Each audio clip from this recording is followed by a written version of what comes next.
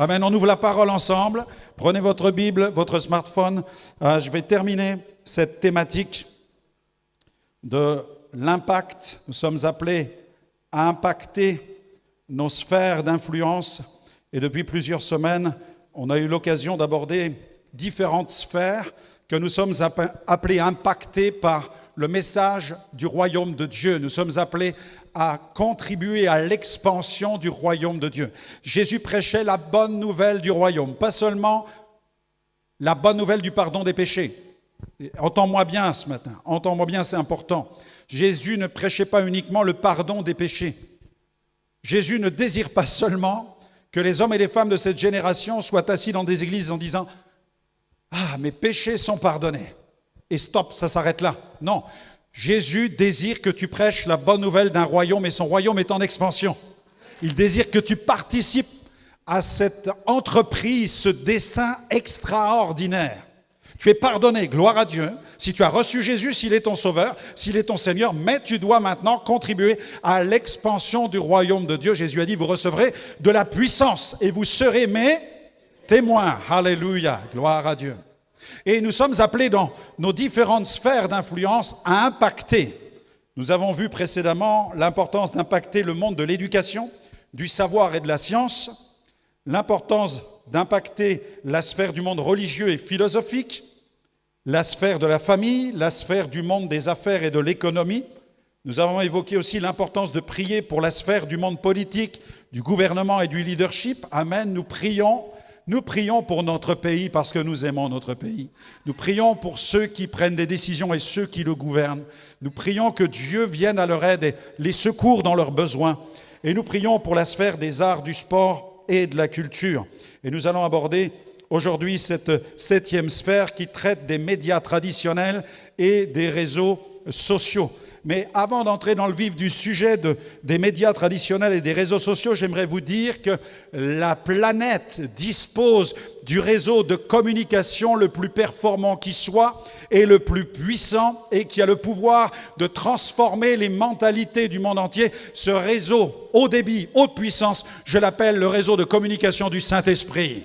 Amen, amen, amen. Il n'y a pas plus puissant que les communications qui viennent d'en haut, qui viennent du ciel et qui transitent par les messagers que nous sommes. Et chacun d'entre vous, vous pouvez devenir cette bouche qui va libérer la révélation de Dieu, car la Bible dit que le monde entier attend la révélation des fils de Dieu. Amen. Est-ce que j'ai quelqu'un dans la salle ce matin? Gloire à Dieu. Le monde est dans l'attente de ta révélation. Le monde est dans l'attente de ce que tu possèdes, de ce que tu contiens, de ce qu'il y a en toi. Alléluia. Il y a tellement de réseaux de communication sur la planète avec toute une grande diversité d'ondes. On parle des rayons gamma, on parle des infrarouges, on parle des ondes électromagnétiques, on parle des ondes radio, on parle aussi de toutes ces ondes qui sont visibles, certaines qui sont visibles, d'autres qui sont invisibles. On parle des rayons X. On parle de tous ces rayons. Il y a tellement de moyens de faire circuler une information sur la planète qui va entrer par ton poste radio, qui va rejoindre par le Wi-Fi ta tablette, ton smartphone, ton ordinateur et qui va t'introduire soit dans une émission de radio ou alors qui va t'introduire sur l'univers immense d'Internet. Mais moi, je connais le réseau du Saint-Esprit qui m'introduit dans le palais et la présence de Dieu et qui me permet d'entendre la voix de Dieu et de communiquer la révélation de Dieu dans un monde qui a tellement besoin que le ciel impacte la terre et que la communication du ciel vienne sur la terre. Amen. C'est pourquoi la Bible dit « Soyez remplis du Saint-Esprit ». Amen. Alléluia. Jésus a dit au sujet du Saint-Esprit, il prendra de ce qui est à moi, il vous le communiquera. Ouvrez votre Bible maintenant dans 1 Corinthiens chapitre 2, versets 1 à 16. 1 Corinthiens 2, versets 1 à 16. Il est question du réseau du Saint-Esprit. Alléluia. Pour moi, frère, lorsque je suis allé chez vous, ce n'est pas avec une supériorité de langage ou de sagesse que je suis allé vous annoncer le témoignage de Dieu, car je n'ai pas eu la pensée de savoir parmi vous autre chose que Jésus-Christ est Jésus-Christ crucifié. Est-ce que je peux entendre un amen à cela? Amen. Dans cette église, on prêche Jésus-Christ et Jésus-Christ crucifié, ressuscité. Alléluia. Remonté dans la gloire et qui envoie le Saint-Esprit. Moi-même, j'étais auprès de vous dans un état de faiblesse, de crainte et de grand tremblement, et ma parole et ma prédication ne reposaient pas sur les discours persuasifs de la sagesse, mais sur une démonstration d'esprit et de puissance, afin que votre foi fût fondée non sur la sagesse des hommes, mais sur la puissance de Dieu. Cependant, c'est une sagesse que nous prêchons parmi les parfaits, sagesse qui n'est pas de ce siècle, ni des chefs de ce siècle, qui vont être anéantis. Nous prêchons la sagesse de Dieu, mystérieuse et cachée, que Dieu, avant les siècles, avait destinée pour notre gloire. Sagesse qu'aucun des chefs de ce siècle n'a connue, car s'ils l'eussent connue, ils n'auraient pas crucifié le Seigneur de gloire. Mais comme il est écrit, ce sont des choses que l'œil n'a point vues, que l'oreille n'a point entendues, et qui ne sont point montées au cœur de l'homme. Des choses que Dieu a préparées d'avance pour ceux qui l'aiment. Est-ce que tu aimes Jésus? Donc Dieu a préparé d'avance des choses pour toi. Dieu nous les a révélées par l'Esprit. Dieu les a révélées par l'Esprit. Car l'Esprit sonde tout, même les profondeurs de Dieu. Lequel des hommes, en effet, connaît les choses de l'homme, si ce n'est l'Esprit de l'homme qui est en lui? De même, personne ne connaît les choses de Dieu, si ce n'est l'Esprit de Dieu. Or, nous n'avons pas reçu l'Esprit du monde, mais l'Esprit qui vient de Dieu. As-tu reçu le Saint-Esprit? Afin que nous connaissions les choses que Dieu nous a données par sa grâce. Et nous en parlons non avec des discours qu'enseigne la sagesse humaine, mais avec ceux qu'enseigne l'Esprit, employant un langage spirituel pour les choses spirituelles. Mais l'homme animal, ou littéralement l'homme psychique, l'homme qui fonctionne de manière terrestre, de manière horizontale et non de façon verticale, cet homme-là, il fonctionne avec une sagesse humaine. Nous parlons donc non avec des discours qu'enseigne la sagesse humaine, mais avec ceux qu'enseigne l'Esprit, employant un langage spirituel pour les choses spirituelles. Mais l'homme animal, donc terrestre, ne reçoit pas les choses de l'Esprit, car elles sont une folie pour lui, et il ne peut les connaître parce que c'est spirituellement qu'on en juge. L'homme spirituel, au contraire, il juge de tout, de ce qui est terrestre et de ce qui est spirituel. Ça, c'est pas écrit, mais c'est sous-entendu de la part de l'apôtre Paul. Il juge de tout, et il n'est lui-même jugé par personne. Car comment le monde peut-il juger la pensée de l'Esprit qui est en vous? Ok, c'est moi qui commente. Vous avez suivi, d'accord? Alléluia. L'homme spirituel, au contraire, juge de tout. Il n'est lui-même jugé par personne. Car qui a connu la pensée du Seigneur pour l'instruire? Or, nous avons la pensée, le réseau de communication du Saint-Esprit en nous. Est-ce que je peux entendre un amen à cela? Amen, amen. Tu l'as en toi. Tu as le réseau de communication du Saint-Esprit en toi si tu es sauvé, libéré du péché, attaché à Dieu, scellé du Saint-Esprit et de plus rempli du Saint-Esprit, tu accèdes au haut débit du Saint-Esprit. Amen, gloire à Dieu. Et le Seigneur peut libérer au travers de toi une masse de connaissances incroyables. Dieu soit loué pour le ministère du Saint-Esprit qui énergise l'Église pour qu'elle prêche parmi les parfaits. La Bible parle des parfaits. Attention, les parfaits, ne tombons pas dans l'orgueil en commençant à faire briller nos épaulettes. Non, les parfaits, c'est ceux qui tendent vers la perfection. Nous sommes vus parfaitement au travers de la justice parfaite de Christ. Mais marchons humblement, marchons avec humilité. Sachons que ce que nous faisons, nous ne pouvons le faire que par la grâce de Dieu et que par l'accès du Saint-Esprit. Vous avez entendu parler dans ce passage de l'accès que Dieu nous donne par sa grâce et pour sa gloire. Amen. Nous sommes donc appelés à vivre cette dimension surnaturelle de la communication divine dans la grâce de Dieu et pour la gloire de Dieu. Amen. Il est question de la sagesse divine qui n'est pas de ce siècle. En effet, puisque la sagesse divine, elle est éternelle. Elle ne peut pas dépendre de ce siècle. La sagesse que nous avons ne vient pas d'ici, elle vient de l'éternité, la sagesse de Dieu. Elle n'émane pas des systèmes terrestres. Ce ne sont pas les systèmes terrestres qui ont fabriqué la sagesse divine. Elle existe avant les systèmes terrestres, car le monde a été créé par la parole de Dieu, par la sagesse de Dieu. La Bible dit que la sagesse a bâti la maison. Donc, ce ne peut être que la sagesse de Dieu qui a bâti l'univers. Dieu est le grand horloger. C'est lui qui préside à la destinée des peuples et c'est lui qui organise l'univers. Dieu soit béni. L'Église prêche la sagesse de Dieu, mystérieuse et cachée, comme nous l'avons lu, que Dieu, avant les siècles, avait destiné pour notre gloire. Et j'aimerais dire que cette sagesse porte un nom, c'est Christ, c'est Jésus. La sagesse de Dieu, c'est une personne. Dans le livre des Proverbes, nous voyons cette sagesse qui joue même sur le globe de la terre. Amen. Et cette sagesse est personnifiée. Il s'agit de la personne même de Jésus qui est créateur. Jésus est le créateur de l'univers. Amen. Il existe avant que le monde soit. Jean chapitre 1er, au commencement était la parole était avec Dieu, la parole était Dieu et la parole a été faite chair et nous avons contemplé, c'est la gloire du Fils unique venu du Père. Amen. Jésus est créateur. L'existence de Jésus ne commence pas avec le jour de sa naissance qui a réjoui le couple Marie et Joseph. Jésus existe avant, il existe avant. C'est pourquoi il n'est pas conçu par un père biologique, puisqu'il est déjà conçu. Il existe déjà. Amen. Et il est introduit dans la matrice, dans l'organe de Marie par la vertu créatrice, la sagesse créatrice du Saint-Esprit. C'est Dieu qui permet que Jésus vienne dans un corps humain et qu'il emprunte le même chemin que tout être humain et qu'il vienne ensuite au monde. Amen. C'est un mystère, mais c'est surnaturel, c'est tout puissant. C'est la sagesse de Dieu. Amen. Dieu soit béni.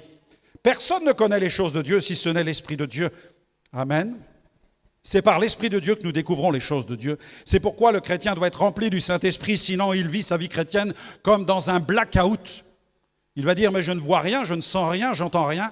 Dieu ne me parle pas à moi, il parle toujours aux autres. C'est normal, parce que tu n'es pas rempli du Saint-Esprit. Ton défi, c'est la plénitude du Saint-Esprit. Tu as besoin de découvrir cette vie de remplissage du Saint-Esprit. Et heureusement que Dieu ne confie pas tout son potentiel de révélation à des hommes et des femmes qui se prétendraient chrétiens et qui vivraient de façon charnelle leur foi. Ouh, quel désastre, mes amis. Il y a suffisamment de dégâts comme cela dans les églises. Mais Dieu, dans sa grâce, désire nous affûter et nous communiquer une révélation toujours plus profonde, toujours plus pertinente. Car qui a connu la pensée du Seigneur pour l'instruire? Or, nous avons la pensée de Christ et le Saint-Esprit, c'est le média divin. Dieu soit loué. Dieu soit loué. Alléluia. Au début de ma conversion, j'ai vécu une expérience assez étonnante qui m'a ouvert sur le domaine de la révélation. Notre famille venait de se convertir et ma mère commençait à rendre témoignage autour d'elle. Et puis, elle rend témoignage à un proche de la famille, quelqu'un qui venait souvent chez nous, plusieurs fois par semaine, pour boire le café, discuter avec nous. Et quand elle lui a témoigné au téléphone de sa conversion et de la conversion de la famille, il est devenu furieux au téléphone. Vous avez entendu tout à l'heure notre sœur qui a commencé à évoquer le cas de Haman. Haman, cet homme, à l'époque d'Esther, qui est devenu un véritable persécuteur du peuple d'Israël. C'était l'Adolf Hitler de cette époque. Il voulait exterminer les Juifs et mettre un terme à la lignée du peuple d'Israël. Et il voulait de cette manière, parce qu'il était un instrument de Satan, mettre un terme à la lignée du Messie, puisque le Messie vient d'Israël. Et en détruisant le peuple hébreu, il mettait un terme, Satan mettait un terme au projet de sauvetage de l'humanité. Mais Dieu est bon, il a suscité Esther, Haman a été vaincu, et le peuple hébreu a été délivré. Et Jésus est venu. Plusieurs siècles plus tard, il est apparu comme le Sauveur. Mais quand il y a une action du Saint-Esprit, Haman se lève. Quand Dieu agit, l'ennemi rugit. Et cette personne, ce proche de la famille, est devenu extrêmement furieux au téléphone et ma mère a été contrainte de raccrocher le combiné. Quelques instants plus tard, l'Esprit tombe sur moi et je dis « Maman, prépare-toi, il arrive à la maison et il veut nous faire du mal. » Ma mère dit, mais non, ma mère peine à croire ce que je lui raconte. Elle ne comprend pas pourquoi. Je dis, je sais qu'il vient. Il arrive, il est sur la route, il arrive. Et alors je finis cette phrase, un coup de patin dans la rue. C'est la voiture de cette personne qui vient de se garer avec violence sur le trottoir. Il sort de la voiture, il arrive à la maison, il frappe à la porte. Et quand ma mère ouvre, elle se trouve face à lui. Et il est d'une grande furie. Il est prêt à libérer toute sa violence. Et là, à cette époque, j'étais encore assez souple. Ceinture noire de karaté première dan, grand écart facial, latéral, saut périlleux avant, saut périlleux arrière. Vous voyez ce que je vous le ferai pas ce matin pour pas vous écœurer. Alléluia, vous croyez au miracle ou pas? Amen. Bon, je suis incrédule, non, bon, on va en rester là. Et en fait, quand je l'ai vu, tout à coup, j'ai été désamorcé. Je savais que je ne pourrais pas me battre. Je n'avais plus le flux de cette violence du passé. Jésus m'avait délivré, je me suis retrouvé sans force face à la scène. Et l'homme est entré dans la maison et tout à coup, ma mère l'a attrapé par le col de la chemise et je l'ai vu le décoller de terre. Ma mère l'a décollé de terre. Elle l'a plaqué contre la porte et elle lui a déclaré que nous étions maintenant à Jésus-Christ. Et elle l'a lâché. Et j'avais l'impression d'avoir comme une couleuvre qui s'est accrochée à la porte, qui ne supportait plus l'onction qui était sur nous. Il est sorti de la maison et il a déclaré à la vie et à la mort. Et il est parti en fuyant. La puissance du Saint-Esprit, mes amis, est le don de révélation. Nous avons besoin de cette onction pour anticiper les batailles que nous allons rencontrer. J'aime beaucoup la colère de ce roi qui est furieux parce que à chaque fois qu'il met en place une stratégie pour attaquer Israël, ses plans sont déjoués. Pourquoi ? Eh bien, le serviteur de ce roi lui dit, mais il y a un prophète en Israël, et à chaque fois que tu élabores un plan, Dieu lui révèle le plan que tu as élaboré. Et ton plan tombe par terre. Il vient et il sait tout ce qui se passe dans ta chambre à coucher, parce que Dieu le lui révèle. Alléluia. L'onction du Saint-Esprit, le système de communication du Saint-Esprit est tellement extraordinaire, bien-aimés. Nous en avons besoin aujourd'hui pour faire face à tout ce qui circule autour de nous, avec la guerre en Ukraine, avec les élections américaines qui approchent, avec les élections européennes qui sont déjà lancées. Toutes les fake news circulent sur la toile, circulent. Et nous sommes face à toute cette circulation d'une masse incroyable d'informations avec tous ces fake news qui circulent autour de nous. Et il nous faut prier donc pour acquérir davantage de discernement. Amen. Chaque enfant de Dieu devrait prier davantage pour avoir du discernement spirituel. Il y a bien sûr la déontologie des journalistes et puis la crédibilité des organes de presse, mais on voit que tous ces systèmes sont de plus en plus soumis à pression pour libérer le plus rapidement la dernière information qui vient de sortir. Et même des médias qui ont pignon sur rue, qui sont connus dans notre pays parfois, sont obligés de corriger certaines informations parce qu'ils se sont laissés piéger par des infox, par de l'intox. C'est pourquoi nous devons prier pour les médias dans notre pays, parce qu'ils influencent nos esprits. Ils influencent aussi l'esprit de la jeunesse par le biais des réseaux sociaux, par le biais du fil de l'actualité. Et chaque enfant de Dieu ne peut pas aujourd'hui vivre sa vie chrétienne à bas prix et avec le niveau de carburant spirituel qui se trouve dans la réserve. Il faut faire le plein du Saint-Esprit. L'apôtre Paul dit « Soyez remplis du Saint-Esprit ». Soyez toujours remplis du Saint-Esprit. Demeurez en permanence remplis du Saint-Esprit. C'est la pensée du texte original. Nous ne pouvons pas nous payer cette sorte de luxe, de pseudo-luxe, de vivre une vie chrétienne simplement religieuse le dimanche matin, de dire j'ai fait mon devoir religieux, je suis allé prendre ma Sainte Seine, je suis allé prendre mon culte. Tu ne viens pas prendre ton culte, tu viens rendre ton culte à Dieu. Alléluia. Alléluia. Quelques chiffres importants. J'aimerais qu'on puisse afficher ces chiffres maintenant qui traitent de l'impact des réseaux sociaux, du numérique sur nos vies.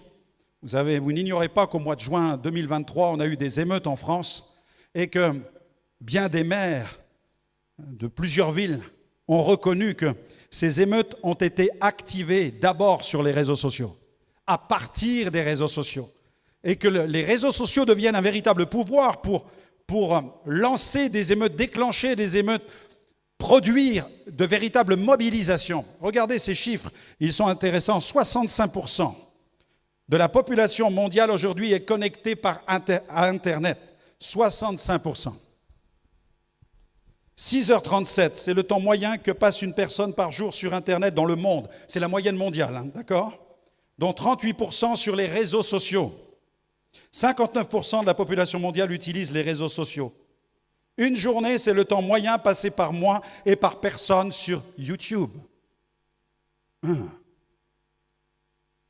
79% des utilisateurs de TikTok sont connectés uniquement pour se divertir. 48% des 18-34 ans se rendent sur les réseaux dès leur réveil. C'est le premier geste du matin.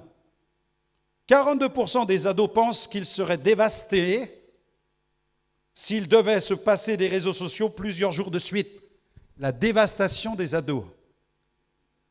Vous imaginez? Je suis dévasté, papa, maman. Tu m'as enlevé mon smartphone. Je n'existe plus. Ma vie est un enfer. Je vais mourir. Je vais me suicider. Je vais me noyer dans un verre d'eau si tu continues. 65% des jeunes entre 10 et 14 ans ont un compte sur au moins un réseau social. 60% des 10-14 ans regardent des vidéos sur des plateformes en ligne seuls. Vous imaginez l'impact aujourd'hui des médias, l'impact des médias. C'est pourquoi je vous invite à surfer aujourd'hui avec sagesse sur les réseaux sociaux. Alléluia. Nous avons vu au début de cette étude sur l'impact de différentes sphères, l'importance de la sagesse. Dans Daniel chapitre 1, verset 17, Daniel et ses compagnons ont eu accès à une grâce, celle de recevoir la sagesse de Dieu. La Bible dit que Dieu leur accorda la sagesse. Est-ce que ça vous intéresse, la sagesse? Mes amis, tous les jours, chaque semaine, je demande à Dieu la sagesse. Je lui dis, Seigneur, j'ai besoin de ta sagesse. Je n'ai pas le droit de me tromper. J'ai besoin de ton esprit pour fonctionner, agir de telle ou telle manière. Je ne suis pas un homme sage. J'ai besoin de ta sagesse à toi. J'ai besoin d'une sagesse qui vient d'ailleurs, qui ne m'appartient pas, qui vienne directement du cœur de Dieu. Dieu accorda à ces 4 jeunes, Daniel 1, 17, Dieu accorda à ces 4 jeunes gens de la science, de l'intelligence dans toutes les lettres et de la sagesse. Et Daniel expliquait toutes les visions et tous les songes. Amen. Il évoluait dans un level, dans un niveau qui dépasse les réseaux de communication terrestres. Amen. Certains pensent peut-être que l'Église aura un impact à partir du moment où peut-être elle sera affichée sur les premières chaînes de télévision françaises, ou alors quand elle aura des émissions radiophoniques plusieurs fois par semaine. Non, l'Église, Dieu soit béni si un jour nous avons ces accès, évidemment, mais l'Église a besoin surtout d'être remplie du Saint-Esprit, parce que l'Église, lorsqu'elle n'a pas l'Esprit, ne touche pas la cible. Sans l'Esprit, nous ne touchons pas la cible. Nous bâtissons notre royaume, nous bâtissons nos systèmes. Mais lorsque l'Église est remplie du Saint-Esprit et qu'elle est activée dans le réseau de communication divin, alors c'est le ciel qui impacte la terre. Et le monde n'a pas besoin d'être impacté par un système terrestre chrétien. Le monde a besoin d'être impacté par le flux divin, alléluia, par le royaume de Dieu. Et chaque chrétien doit être connecté au ciel. Amen.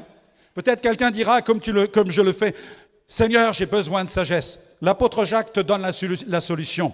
Il dit dans Jacques 1, versets 5 à 8, « Si quelqu'un d'entre vous manque de sagesse, qu'il la demande à qui? À Dieu. Wow. Qui donne à tous simplement et sans reproche. Elle lui sera donnée. Voici maintenant une prière qui est exaucée. » Amen. Tu peux dire Amen avec moi. Amen. Répète avec moi, Seigneur, je veux la sagesse, s'il te plaît. Seigneur, donne-moi la sagesse, je t'en supplie. Seigneur, je reçois la sagesse. Amen. C'est fait. Tu l'as demandé. C'est fait. Ne doute plus. Tu la demandes, tu vas la recevoir. Maintenant, bâtis là-dessus. Travaille là-dessus maintenant. Et crois que tu as demandé et que Dieu n'a qu'un seul désir, c'est de te la donner. La sagesse, il y a une différence entre demander des miracles et demander la sagesse. Si vous demandez des miracles, vous demandez la puissance. Et la puissance pourrait être toxique dans la vie de plusieurs d'entre nous ici. Mais la sagesse ne peut pas faire de mal à quelqu'un ici. Amen. Quiconque demande la sagesse lui rendra service. Et il pourra même opérer ensuite des miracles. Avant de demander des miracles, demande la sagesse. Amen. Aligne ta vie avec Dieu. Certains veulent la puissance. Certains veulent la gloire de Dieu. Ils veulent voir des signes dans leur vie de tous les jours, mais ils manquent de sagesse. Et Dieu les prive. Dieu les prive de sa puissance. Un jour, j'ai mis une photo d'une petite voiture sur les réseaux sociaux. Je l'ai mise en photo. Et les gens faisaient « Waouh, le pasteur a acheté cette voiture !» Mais en fait, c'était une petite voiture. J'avais pris en photo, j'avais posté. Et les gens ont cru que je m'étais acheté une Ferrari, vous voyez. Ça faisait illusion. Mais si tu as une grosse cylindrée, si tu as une voiture avec des centaines de chevaux sous le capot, ne laisse jamais un enfant la conduire, il va aller dans le mur, il va la fracasser immédiatement. Dieu ne donne pas sa puissance n'importe comment. Dieu est sage en fait. Dieu est sagesse, c'est pourquoi il donne sa puissance à qui il veut. Amen. Alléluia. Et il donne le Saint-Esprit à ceux qui lui obéissent. Moi, vous avez la mauvaise version. Dieu donne le Saint-Esprit à ceux qui lui obéissent. C'est pourquoi nous devons obéir pour avoir le Saint-Esprit. Quelqu'un dira, mais pasteur, ceux qui n'obéissent pas, ils ne l'ont pas. Si, ils l'ont. Le Saint-Esprit sous la forme de l'onction dans le texte, c'est l'onction. Dieu donne l'onction à ceux qui lui obéissent. Tout chrétien qui a reçu Jésus, il a le Saint-Esprit, bien entendu. Mais l'onction, Dieu ne la libère qu'à la seule condition où tu obéis, que tu vis dans l'obéissance, où tu es prêt à activer les choses quand Dieu te les montre. Si Dieu ne te les montre pas, ne les fais pas, n'invente pas, ne produis pas, ne fabrique pas. Mais si Dieu t'active, ose, et la foi, et fais. Amen. Et là, c'est l'école de Dieu, c'est l'école du Saint-Esprit, c'est l'audace de la foi. Alléluia. Combien de fois dans les grandes campagnes, le Seigneur m'a dit, celle-ci, elle va marcher dans quelques secondes. Dès que tu t'approches, tu lui dis de se lever, elle marche. J'aurais pu passer à côté et dire, non, Seigneur, non. Non, quelqu'un qui a mal au ventre, je veux bien lui dire qu'il va être guéri de son mal de ventre. Mais cette femme-là, elle ne peut pas marcher, elle est infirme, elle est dans une chaise roulante. Et mais si Dieu te dit qu'elle va être guérie, elle sera guérie. Amen. Et là, c'est le domaine de ta foi. Nous n'avons ni or ni argent. Mais ce que j'ai, je te le donne. Au nom de Jésus-Christ de Nazareth, lève-toi et marche. Et l'infirme se lève. Mais si tu t'amuses à vouloir faire ça avec tous les infirmes et que tu n'as pas l'onction, tu vas vivre ce qu'on appelle un bide sur le plan spirituel. Rien ne se produira. C'est pourquoi il y a une différence entre prêcher un message de foi qui va énergiser tous ceux qui écoutent, qui vont commencer à croire que Dieu peut intervenir dans leur santé, et le fait de recevoir une parole de l'Esprit, un charisme, un don spirituel, activé par l'onction de Dieu, et qui va produire un miracle, parce que le miracle est dans la parole qui est prononcée. Elle contient la semence, déjà le potentiel du miracle qui va libérer la personne de son infirmité. Alléluia, Dieu soit béni. Nous avons besoin du Saint-Esprit, de l'onction de Dieu, pour faire face à toutes les infox qui circulent. Il y a des choses qui sont évidentes. On va vous afficher là 2 infox. Vous allez voir que vous n'avez pas besoin de discernement pour vérifier si c'est vrai. OK? Ça va, ceux qui connaissent un peu l'anglais. Hillary Clinton vient d'adopter un bébé alien. Voilà. Quels sont ceux qui y croient? Il y a quelqu'un, une personne dans la salle y croit. Non, ce n'est pas vrai. Les extraterrestres, nous ne les avons pas encore rencontrés. Ça va? Donc, elle n'a pas pu adopter un bébé alien. Il paraît qu'Abraham Lincoln était une femme. Vous voyez? Ça, c'est une infox. C'est vraiment de l'intox. Ça a circulé. Voilà. Les gens sont capables d'inventer toutes sortes d'histoires. Mais il y a des choses qui circulent aujourd'hui qui sont beaucoup plus subtiles avec l'intelligence artificielle qui est capable de reproduire de façon quasi exacte la voix d'une personne et lui faire dire quelque chose qu'elle n'a jamais dit. Et c'est l'un des plus grands dangers qui pèsent sur la planète dans le futur, parce que toutes ces infos qui vont circuler vont contribuer à enflammer les esprits dans la société, et non seulement les enflammer, mais aussi les tromper pour les amener à faire des choses qu'ils n'ont pas envie de faire. Un esprit de mensonge qui va gagner la planète. Le fake news, le fake, le rapport avec le fake.